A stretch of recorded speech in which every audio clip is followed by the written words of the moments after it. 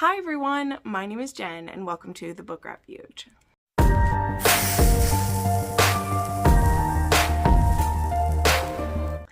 Hello friends and welcome to another recommendations video.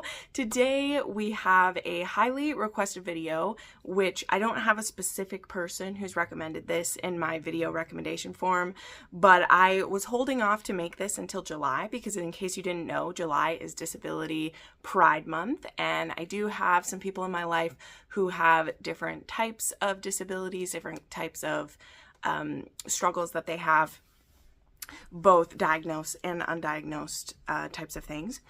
And I just wanted to highlight some romances that I think do this representation well, that others that I love have said have done representation well. But before we get into these, I do want to caveat it that I myself do not have a disability.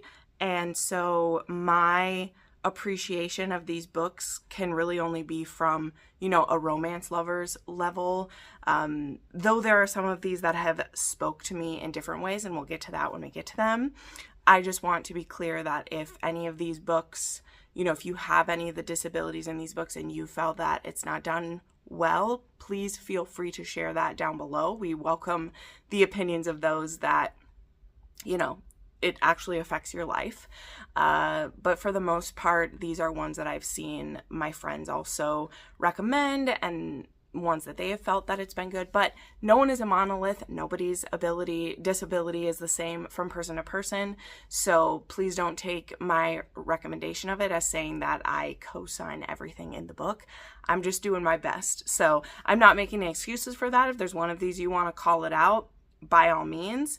But yeah, these are just some that I've really loved. Now, I have made a couple other disability rep videos. I do have one that was focused on hard of hearing and deaf representation. I have one that is also a speechless recommendations for characters that are mute, or I think that I put deaf and mute in the same one for that. I can't quite remember. But I have also done one that was a broad term of disability as well. So I'll link all of those. This one, again, is going to be another broad one. In my rec form, I did have different people asking for specific, they wanted oddly specific ones, which I wish that I could do. I wish that I could find enough to make an oddly specific for each one of these. But this one is just going to be one that combines a lot of different disabilities together. And we'll go through those in a minute. Each one, I'll tell you what the disability is and to what level it affects the story. Because I think, that's also the difference too. Is the disability the focus of what's happening, or is it just a part of it, right? So yeah, I'm very excited to go through some of these with you guys. And I also, at the end, do have 3 books that I got as recommendations from the book form that I have down below. You can always put recommendations in there.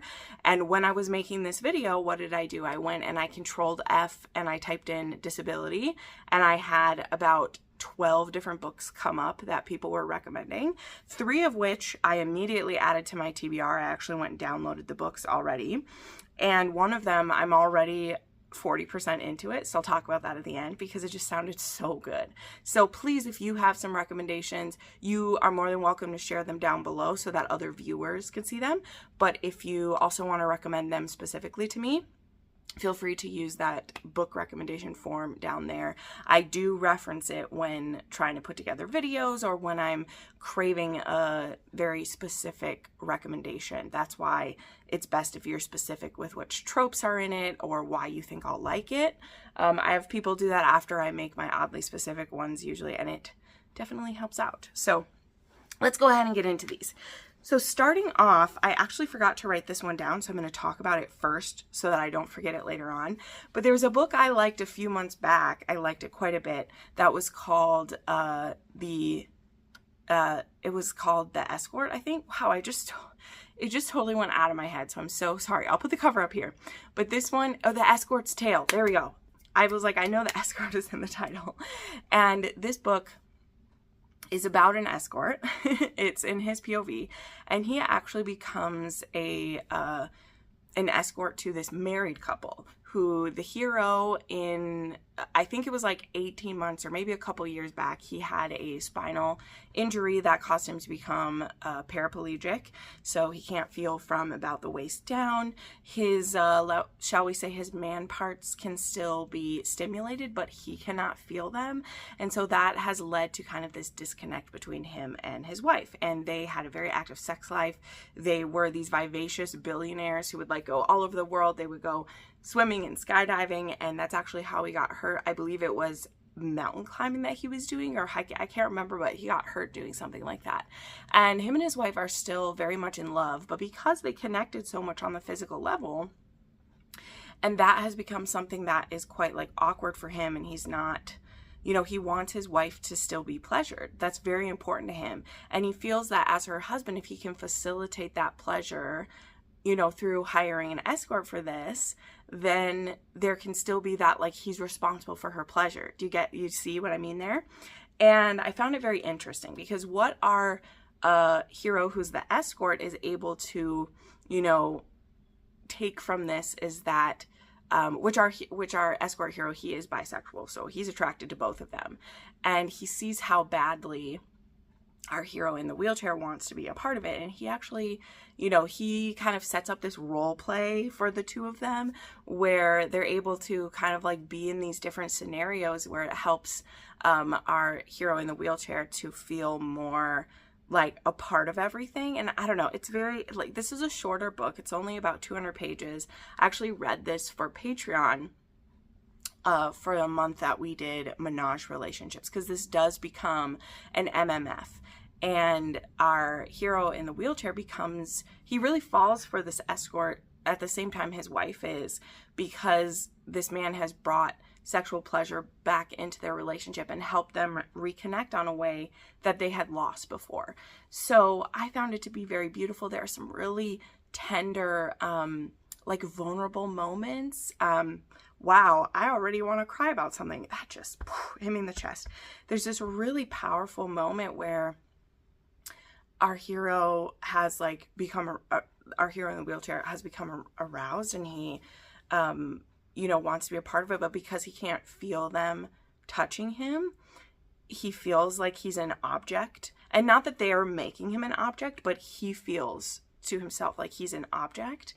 And it's just the way that all three of them together help him feel pleasure in other ways and help him feel a part of it was just so tender and beautiful in that way that only like erotic romances can do, because it's an erotic romance and all of the character development is happening in this bedroom between these three people. We really take our time going through all that. So anyway, didn't mean to talk about that one for the whole beginning, but I couldn't believe it that I didn't write this down on my paper. Shame on me. But I found this to be very powerful.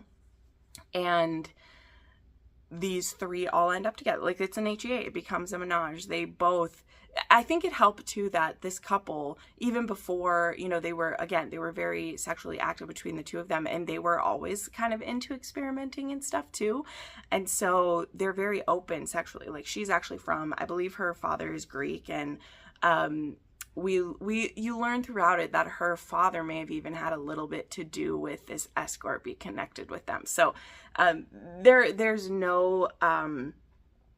really no barriers to them being together besides them being okay with it. So anyway, moving along.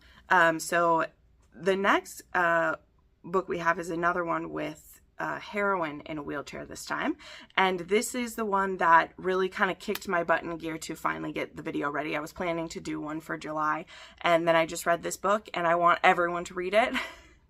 So I got excited. So this book is His Tesoro by Emilia Rossi, and I just gushed about this in my previous weekly wrap up. I thought this was so beautiful. So the heroine in here, I wrote it down so that I would say it correctly. She has EDS, or Ehlers-Danlos syndrome. I apologize if I mispronounced that, but I took a note about it. Or at least in the beginning of the book, that's what she thinks that she has. And the reason why she thinks that she has is because she's a Bratva princess, and her father, the Pecan, is the scum of the earth. And he does see her as a, I don't even want to use the words he says. It's such ableist language and just so cruel, but he sees her as worthless to him. We'll just play with that. Her and her sister have basically stayed locked away in the family mansion. She had to have her sister's bodyguard steal her a wheelchair because her father doesn't want her to have, like, he just sees that as like giving up. It's quite sad. So with this syndrome, and again, the author has an extensive note about this. I know that this could be very different from person to person. So again, I'm just going by what this book told me for the examples I'm using. I apologize if I share that wrongly or I misspeak. Assume it's me misspeaking and not the author with this, right? Is that she has ligament and like muscle and joint pain as well as weakness, and so sometimes she can walk, sometimes she needs a rollator, a walker, and sometimes a rollator, sorry if I mispronounced that, or sometimes she needs a wheelchair. And on her wedding day to our hero Matteo, she has to use her wheelchair, and her father refuses to walk her down the aisle to this man he's forcing her to marry because he doesn't want to walk beside her in her wheelchair. So it's very, very sad. Now, our hero, he is surprised he's in a wheelchair because he was not told about this. He isn't, immediately disgusted with her or thinking anything like that. He's just shocked, and he does feel lied to by the dad because it's kind of a thing of like, why wouldn't you tell me so that I could like prepare my home? There's a little bit of that. But again, he's planning to just be married to her and never really talk to her anyway. This is a marriage alliance at all. So to him, it doesn't really matter. He wants to make sure she's taken care of, whatever, But very quickly, he can't stay away from her. Number one, like, she is beautiful. Also, this is the piece of art that convinced me to read this book, by the way. I saw someone share this and I was like, I must immediately have this book. Okay. The cover of it, it's pretty, but it's just a crown. Like, we've seen 100 mafia books with a crown, but I saw this artwork the author had done and I was like, I must read this immediately. So, but anyway, she's beautiful. And so he really is trying to stay away from her. And then, he talks with her a few times, but mostly he's like, the bodyguard will take care of her. I'm staying away from her. I don't want to fall in love with this, enemy who's his wife now, but whatever. Anyway, we've seen this before as well. So then one night, though, which really kind of like ignites everything, is she's just trying to stay out of his way. She likes to bake. So she's like baking for her bodyguards and will like sometimes leave out stuff. And there's one night too, actually, where he goes to like get a drink and he eats a cookie. He's like, where did you buy these from? And it's like she made them, which is very cute. But one night, she falls and he hears her fall. And so he bangs into her room and she has a horrible like migraine and her body hurts. And she's basically like inert on the ground. And he's like, has this panic. He's like, what do I do? What do I do? And so he actually like strips her down and gets into a bath with her and sits with her. And now he's kind of hooked because he sees that she's not being taken care of to the fullest extent she should. He's very ashamed about it. And we go from there. So again, I did a lot of explaining for that one, but I loved it so much. And this was a book that their relationship was so beautiful, and watching him just completely fall head over heels for her, make her his mafia queen, continually encourage and support her, like, it was just beautiful. The third act of this book, I wasn't the hugest fan of, so I just want to be honest. Like, I wanted this book to be 6 stars so bad. Like, it was close, but it ended up being like a 4.5 for me. And I know some other friends knocked some stars as well for the third act, but it is so worth it, even with a third act like that, because everything else was gold about this book. It was great. Okay, we talked enough about that one. Let's move along. So another mafia one, and these are actually the only 2 mafia ones I put on here because, again, in some of the other ones I did, there's a lot more mafia ones, but I would be remiss if I made a disability rep and didn't have some of Neva Altaj, okay? So this series by Neva Altaj is the Perfectly Imperfect series, and in all 9 books so far, there's one more to come in the series, in all 9 books so far, either the hero or the heroine, or both of them, has some kind of disability, illness, or like mental something going on, right? Whether it's PTSD, whether it's a physical thing, whether it's muteness or deafness or PTSD, I already said that. If it's any of those things, like, they all have something going on, and that's why it's the Perfectly Imperfect series. So this time around, I decided to recommend the first book in the series. Now, because I always talk about Broken Whispers, which again, you can see that in another video. That one has a speechless heroine and there's sign language in that one. It's really beautiful. But this one starts it all off, and this one is Nina and Roman, and it is like the shortest one in the series as well. Now, the romance itself could be better, in my opinion. That's why with a lot of people, I have them start with book 2, because I think she grew in like leaps and bounds from book 1 to book 2. But this book is also an arranged marriage, and he is actually in a wheelchair and uses a cane because there's an explosion, like someone's trying to kill him, and he ends up, I think it's with spine or with leg, I can't quite remember, but I know that he needs to use his wheelchair and a cane, and so we see that throughout this one. But yeah, this one is an enemies to lovers arranged marriage, and it starts off this whole series, which is beautiful. There's a lot of really great representation throughout this one. So get started with this. There are audiobooks for the first 6 books now. She's working on the other ones. So if you prefer audiobooks, this is a great one as well. I thought I'd throw y'all for a little loop here and share a fan fiction that has disability rep. So we have Finding Himself by Minisinu. I don't know how to pronounce it, but this is actually a Cedric and Hermione fanfic. And in this one, it's basically canon through the end of Goblet of Fire, except Cedric survives. Instead of being killed by Voldemort in the graveyard, he gets hit with a spell that basically cripples him, and it is like in his spine, and it is slowly paralyzing him is what's happening. So we now like go back to Hogwarts. He gets to go back to Hogwarts. Hasn't died. And it's just very interesting how this author changes things. Like, what if Cedric had lived, you know?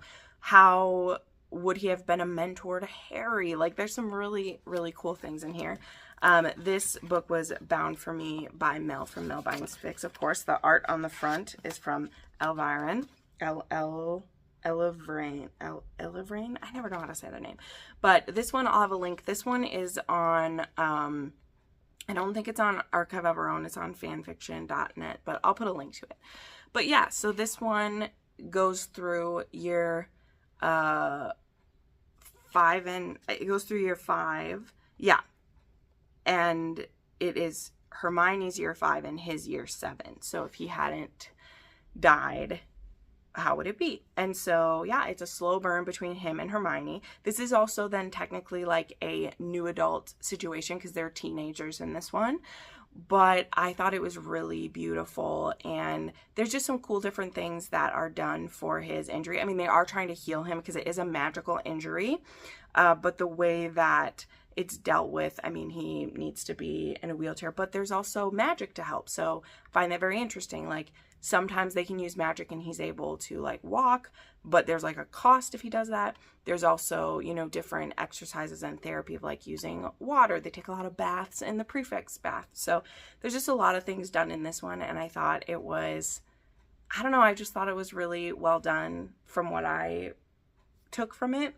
And it's also a really beautiful friends to lovers between Cedric and Hermione, which it's a pairing that you definitely don't read all the time. But this is one of Mel's like absolute favorites at the time. I think it's still up there for her. So I highly recommend it. It is pretty long. Yes, we know it is pretty long, but it's really powerful. And I love seeing what if Cedric lived, you know? That's not often an AU twist, an alternate universe twist that people do. We don't usually keep Cedric alive, you know? Okay, moving along, we have another 2 like wheelchair type ones. So we have Bacon Me Crazy by Carla Sorensen. And in this one, the heroine has, again, sorry if I mispronounce this, transverse myelitis, I think. But she actually is still a basketball player. She has like a, not youth group, but a youth program that she does this with. And she plays with like pick up, is it like a, what's it called? Is it called a co-op, or is it called like a, I forgot what it's called. But anyway, so this is her and her best friend, and they fall in love. She also works at a bakery. This one is basically a clean romance. I know we don't, sweet, what are we saying? A closed door. There's the word. I forget which word we're using for it. This one is basically a closed door. There is kind of only really like one scene in this, which I wasn't disappointed in the romance or how sweet it was, but this was actually, I read this a couple years ago. This is one of the first books I'd read with like intimate scenes with someone who was in the wheelchair. There's only a few that I've read, and so that's kind of why it like made me sad, because I like it being shown how disabled people with injuries still find ways to have sex, because it's definitely still happening. I actually didn't mention that's one of the things I loved in his Tesoro, the different like modifications that the hero makes so that they can still have their sexy time. Love it. But anyway, Bacon Me Crazy, I really wanted that. But Carla Sorensen, she wrote this a lot sweeter.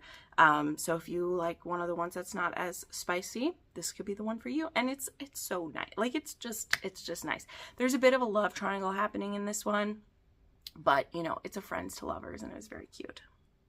Okay, then another one with a hero in a wheelchair or using, I believe in this one he uses like 2 canes sometimes, but this is a part of the Survivor series by Mary Balogh. So one of the books that gets recommended often is The Arrangement, as well as, okay, there's the Escape, The Arrangement, the Proposal's the first one, yeah. And these are all people who've survived, I believe it's the Napoleonic Wars, and so this one is Sir Benedict, and they meet once a year at this one Duke's house, and they basically have like group therapy there, like they're a support group for each other. That's why it's called the Survival Club. But this one, we have Samantha McKay, and she's at the mercy of her oppressive in-laws. I'm reading the back because it's been years since I read these ones, but she's ready to take fate into her hands and leave propriety behind. But there's an honorable soldier, and you know, she wants to offer her heart to him as well as her body, but he is worried about trapping her with him, you know. So this one definitely has a lot of, you know, the ableist language going on, because, you know, especially in this time, I mean, this can happen at any time, but especially at this time, you know, it's like, what good is he if he can't walk, right? So that is really hard to see him feel, but I love how the heroine, how supportive and loving, and how much she just doesn't care about those things, you know? So yeah, again, this whole series has different ones. There's someone who is blind in this series. There is someone who has a horrible like stutter from his like PTSD that he has. There's someone who just has horrible PTSD. I believe that's the first one. So the Survivors Club is also a really good one for that. Mary Balogh also just through the years has written some great disability rep. There's one called, it's like Sweet Melody, I think is what it's called. That one has a speechless heroine in it. There's also one that I believe just came out. I know Crystal from Crystal's Bookish Life reviewed it, and that had a heroine in a wheelchair. So she's written some good disability rep through the years if you prefer some sweeter historical romances. Okay, now I think those were all the ones where people use wheelchairs or walking aids, but I do have one other that has, or no, I have 2 more that have amputees. So we have A Photo Finish by Elsie Silver. This one has a veteran who is an amputee. This is, I believe this one's Cole, because we have Violet Eaton, who is, of course, we share is the sister to the Eaton bros. So Cade and Rhett and Bo's sister, Violet.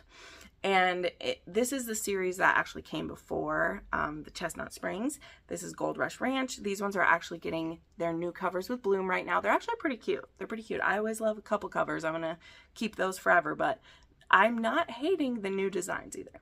But anyway, Violet is a jockey, and she actually meets someone online.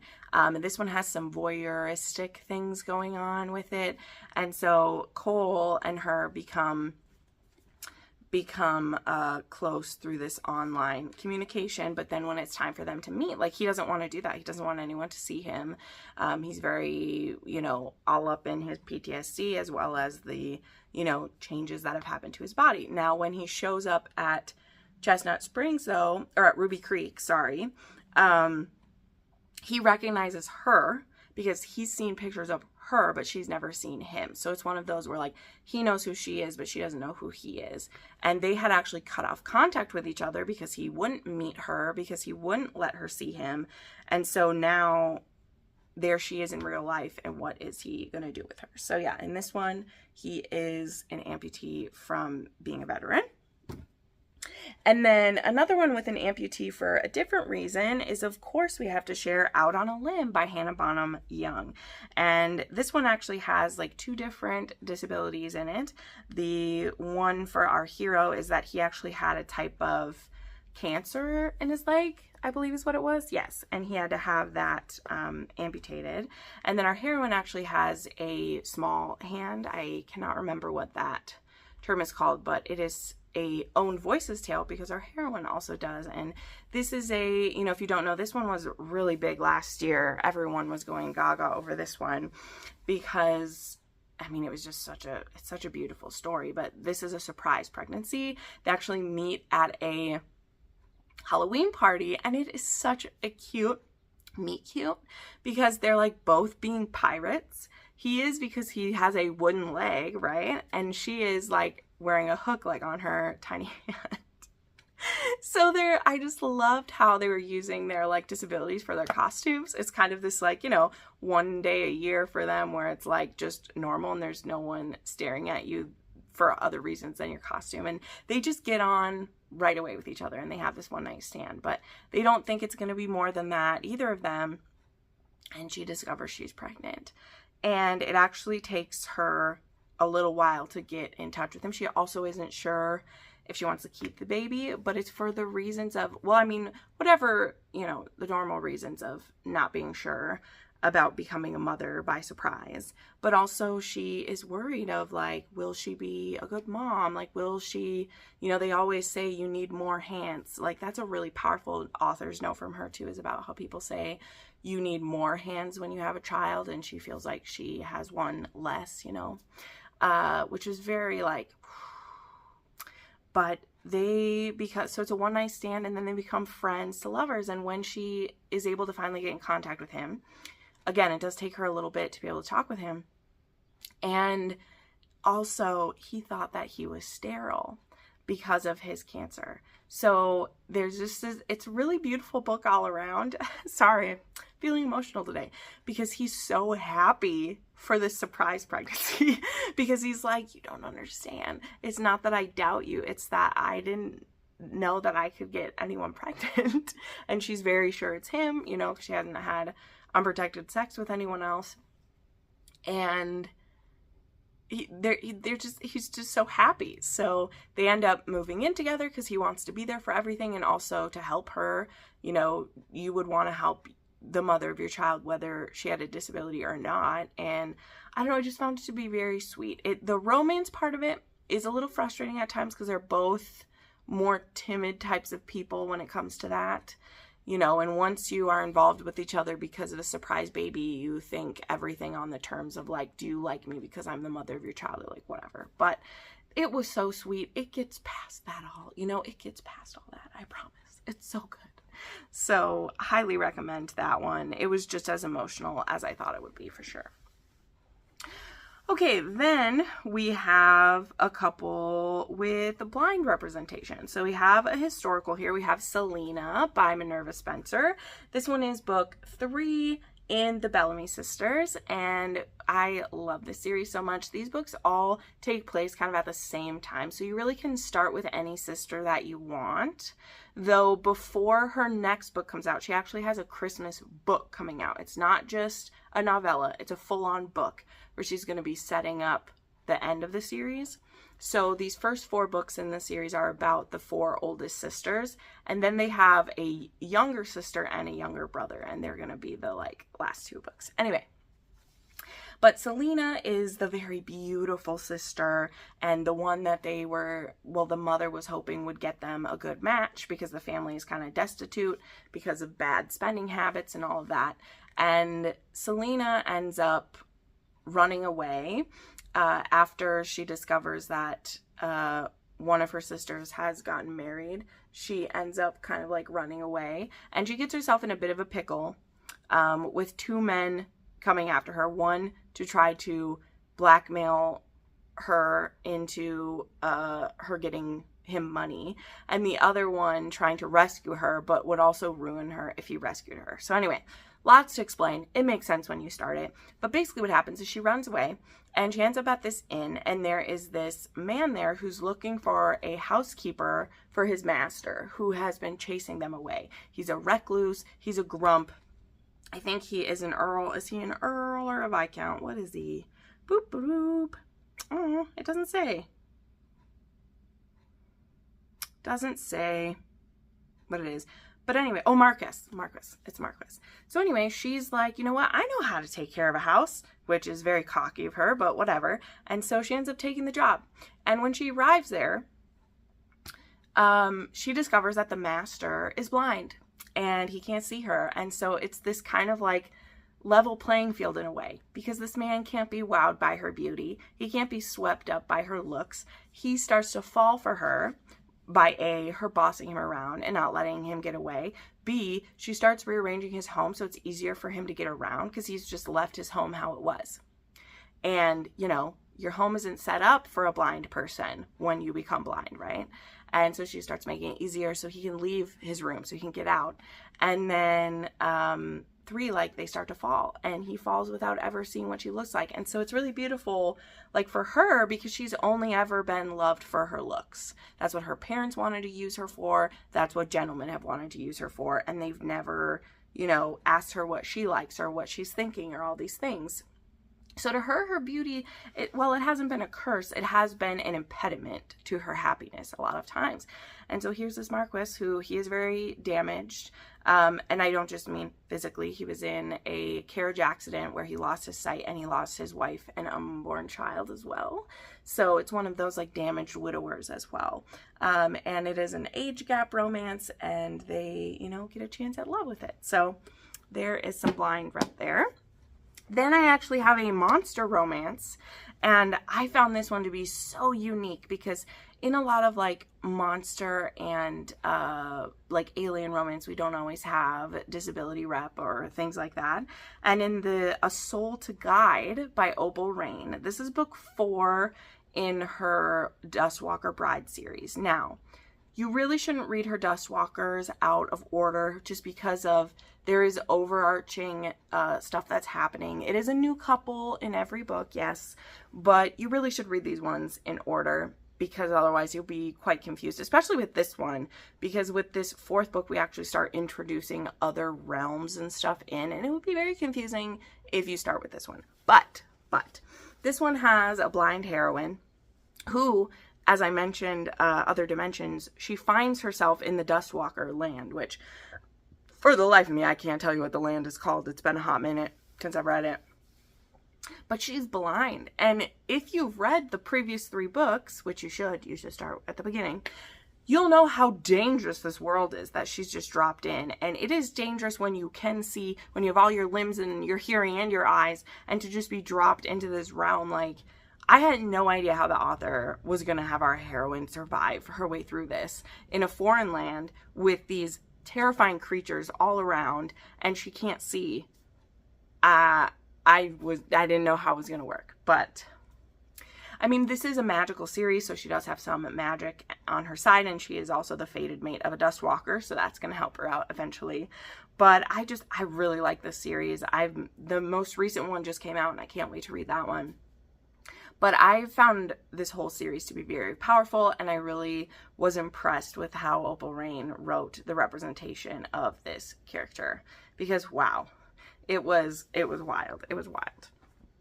Okay, then I have one deaf hero to share, and that is Hush Darling from Avery Kingston. This one has a woman on the run in a snowstorm, and she ends up at this guy's kind of mini resort, we'll say. You know, it's at one of those places where like he owns these cabins where people can come for a little retreat, and she's on the run. She has a car accident. She's pregnant. She's on a run from an abusive husband, and she ends up there. And she stumbles across one of these cabins, one that's at like the edge of the place. And when he's doing his rounds after the snowstorm, he finds her, and that she's like broken a window and is in there. And it is a bit of a scary thing because he's deaf. So he knows there's someone in there, but like he can't speak. And so he has no way to like tell her that he's there. And so when he like busts into the bathroom, she's actually taking a bath to get warm and discovers her. So very quickly though, he like pulls out his phone and like explains to her, you know, who he is and what happened. And she's like, I'm so embarrassed, but I didn't know what else to do. I don't know where to go.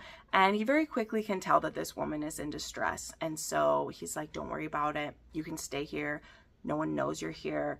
Like, it'll be okay. And so, yeah, this one's a beautiful relationship between the two of them. I love a woman in trouble. And yeah, I love how this one played out. It's very good. So those are all the recs of ones I have read. Again, I tried to pick some that aren't talked about as much by everybody else. I know a couple of them are super popular, but I wanted to kind of try to get out there and not just do the same ones I've always done. Now, something else that I did to kind of wrap this video up is, you know how I mentioned my video recommendation form and the book recommendation form. So what I actually did for this video is I went to the book recommendation form and I searched for books with disability, because that's what I can do. Like I said, I can control F on the document and I can search for keywords. That's why I ask people to put in the tropes, right? You know, if I'm looking for arranged marriage or I'm looking for age gap, I can type that in and it will show me all of those recs. And so I put in disability, and I had about 8 different recs come up that have been recommended through the years. And there are 3 of them that I picked to put on my TBR for. Maybe not all of them I'll get to this month, but I mean, for sure one of them I am, because I'm reading it right now. The one that I started reading right away was Quiet Beautiful Things by Samantha Christie. Now, from what I can tell, this is actually a 2nd generation series. I have never read a Samantha Christie before. I've had her on my TBR. I know my friend Jessin from Jessin Reads Romance loves her. And so I actually sent her a picture of this. And I was like, hey girl, have you seen this book? It just came out a couple months ago. And she immediately started reading it. And I was like, well, I want to read it too. So I started reading this one as well. But this one has a lot of stuff that I like. And it also has deaf representation in it. So it has our heroine who's deaf. Her name is Ellie. And she is the daughter of characters from another series, from the Stone Brothers series. And that made Jessin very excited because she loves that series. So I was like, okay, cool. And then our hero, this series is going to be the Montana Brothers, will be the next series. But his family owns this like winery, and he's 26 and he's just moved, I think, back to town like from school or whatever, and he's going to be the COO of the winery. And he gets a visit from a PI who tells him that he might be the father of a 4-year-old girl. There was this woman that he'd had a one-night stand with while in college 4 years ago, and he's one of a few possibilities that could be the father. Now, not everyone is so willing to give their DNA, and he's like, well, if it's my kid, I want to know. So he very willingly gives his over.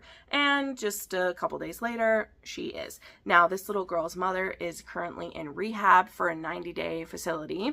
We don't know whether she'll get custody of this child back, but the grandparents, they're leaving the country. So if he's not willing to step up and take his little girl, she's going into foster care. So he meets this little girl. As I said, she's 4 years old. She's nonverbal and profoundly deaf.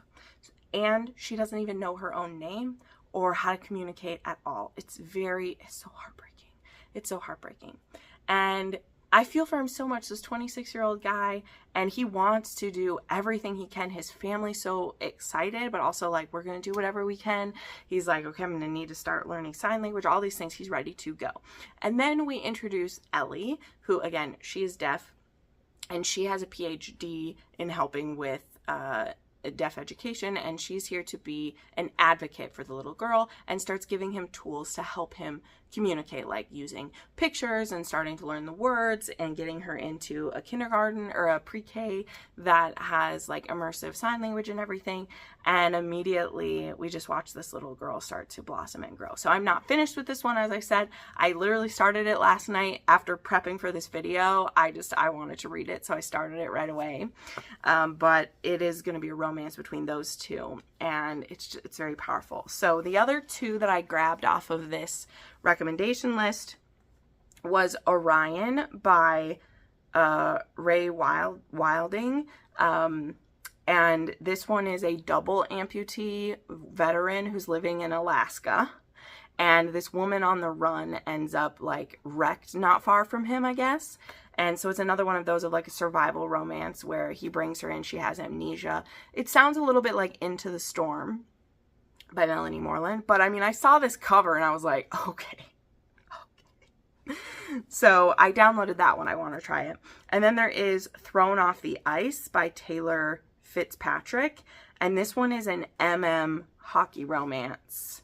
And I believe it is a deaf hero. I actually didn't write what the disability was for this one. Dang it. I think it's a deaf hero, though. One of them is. But it's an one. So there you go. Those are some recommendations, as well as some that I have on my TBR. Please let me know which of these you really love. Please check out the other videos. Like I said, if there's one that I didn't mention, I have quite a few other videos that have this as well. And yeah, thank you so much for watching. I hope you enjoy these. I'll also have links to all of them down below. And we'll see you in the next video. Bye.